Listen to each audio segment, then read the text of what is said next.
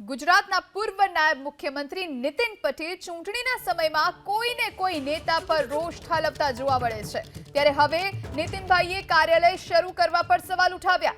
નીતિનભાઈએ કહ્યું કે માત્ર પાટિયા લગાવી દેવાથી કાર્યાલય નથી બની જતું। અવસર હતો કડીમાં ભાજપના મધ્યસ્થ કાર્યાલયના ઉદ્ઘાટનનો, જેમાં નીતિન પટેલે કાઢ્યો બળાપો। તેમણે કહ્યું કે હું 20 વર્ષ મંત્રી રહ્યો છું, પણ 2-5 દિવસથી વધારે ગાંધીનગરના સરકારી બંગલે રોકાયો નથી। આટલા વર્ષોમાં મને રજૂઆતના કાગળો મળ્યા છે અને લાખોની સંખ્યામાં જવાબ પણ આપેલા છે। આટલું જ નહીં, નીતિનભાઈએ તો ત્યાં સુધી કહી દીધું કે કોઈ મુસલમાન ભલે વોટ ન આપે, પણ મારા ઘરે આવે ત્યારે ચા પીધા વિના પાછો જતો નથી। એટલે કાર્યાલયનું પાટિયું લટકાવી દેવાય એવું ન હોવું જોઈએ। કાર્યકર્તાઓ અને લોકોના કામ પણ થવા જોઈએ। કામ કરે એનું નામ કાર્યાલય કહેવાય। હારતા જીતતા કે સરકાર બન્યા પછી પણ કાર્યાલયો બનાવ્યા છે। જો કે અંતમાં નીતિનભાઈએ પણ સ્પષ્ટતા કરી દીધી કે હું બડાઈ મારતો નથી, પણ ફરક બતાવવા કહી રહ્યો છું।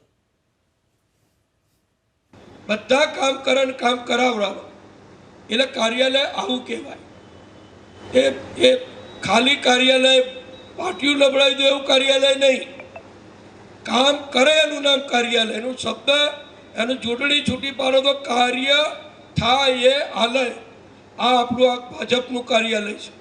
મુસલમાન હોય ભલે વોટ ના આપતા હોય, પણ જ્યારે મારા ઘેર આવે ત્યારે મારો મુખ્ય જે હોલ છે તમે બધા જોયેલો છે, સોફા સેટ મારો 20 જણા બેસી શકે એવું, ત્યાં બધા બેસે ને કોઈ ચા પાણી વગર ના જાય એવું મારા ત્યાં 1990થી ચાલે છે। આ એક કાર્યાલય હતું મારું। સવારે 8 વાગે હું બ્રશ કરતો હોઉં ત્યાંથી લોકો આવીને બેસી જતા હતા। મારો હિંચકો, મારી ઓસરી, ખુરશીઓ ભરાઈ જાય, આખો ચોક ભરાઈ જાય। અમારો ભાઈ વાસુભાઈ એ બધો સવારે ચા પાણી ચાલુ થઈ જાય। મારા ઘરવાળીએ અત્યાર સુધી 1 લાખ કપ ચા બધા પીવડાવી હશે। કેટલી? 1 લાખ કપ, સમજી લેજો। અને કોઈ ભેદભાવ નહીં। અત્યારે બધી વાતો લોકો કરે છે, યજ્ઞમાં હડકા નાખનારા 2-5 લોકો હોય તો એને યાદ નહીં રાખવાનું, બધું ભૂલી જવાનું। અત્યારે કોઈ વિષય નથી। કડી શહેર એક છે, એક હતું અને એક રહેશે।